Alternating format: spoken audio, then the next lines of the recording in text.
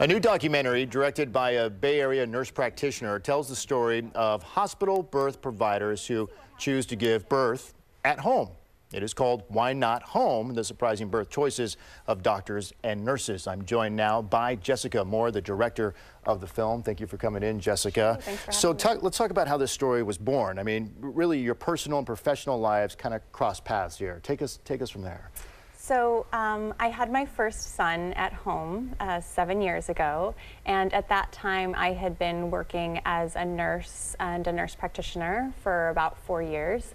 And I met one other nurse who had had her children at home and was just curious about what that would look like. And so did some more research and decided that for my low-risk pregnancy, that was really what I wanted for my family. I felt like that was going to be the best choice for me. And a powerful enough experience that this nurse practitioner wants to turn into a filmmaker and tell the story to thousands. I mean, at what point did you make that decision? So it wasn't after my son's birth, actually. It wasn't? Okay. It was not until my daughter was born, 4 years later, that I really decided, you know, that wasn't just a one-off. My son's birth, you know, was so powerful and beautiful, and then doing it a second time at home with my daughter, having that experience contrasted against the strong reactions that people have against home birth. I felt like there was a lot of misinformation out there and a lot of fear that I really wanted to address. So I pulled up a statistic from the CDC. It said after 14 years of decline, the percentage of home births rose by 29% from 2004 to 2009. Yeah. Why the 29% increase in your eyes, in your experience of studying this? So more and more women and families have access to information and are realizing that the hospital is not always the safest place to give birth. There's a lot of unnecessary intervention that happens and a lot of risk that comes just by being in a hospital. And that's the interesting thing that comes out with all of the doctors and nurses that I interview and that we follow in the film. So in the documentary, you say it kind of exposes a secret within the medical community without spilling the secret.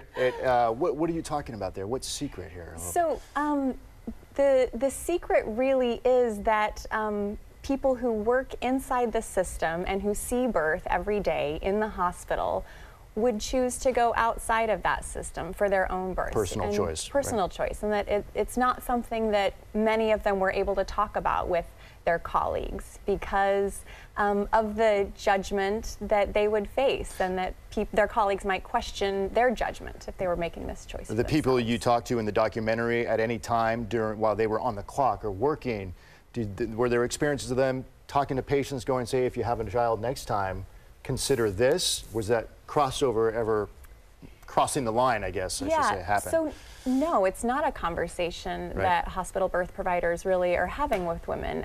It doesn't instill a lot of confidence. If someone's coming to you, they're pregnant, they're planning to have their baby in the hospital, and you say, well, maybe you should think about having your baby at home. You know, I think the assumption is that people are going to do their research and come to you for the care that they want. And people should absolutely be able to have their babies in a hospital and have a safe experience in the hospital. What if a woman's got high blood pressure, diabetic?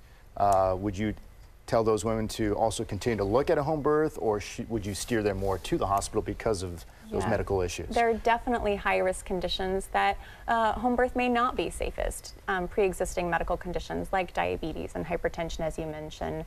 Women who are carrying multiple babies, women who have a breech baby, those risks are going to be higher if they choose to deliver at home. I have 2 children, and they were both born in a hospital. The one thing I noticed was the bill. So the difference between a home birth is finances. Yes, I mean, $35,000, you know, before insurance kicked in, but it is expensive. It is, and the difficult thing about cost in the United States is that the consumer often doesn't feel that cost in the same way. Because you mentioned insurance, so your insurance probably paid for most of your birth. Sure, yes. Whereas if you had chosen to have a home birth, your insurance likely would not have paid for it. And so even though the cost to the system, the overall cost, the true cost of a home birth is far less, the cost to the individual family or consumer can be considerably higher because of the way that healthcare is reimbursed.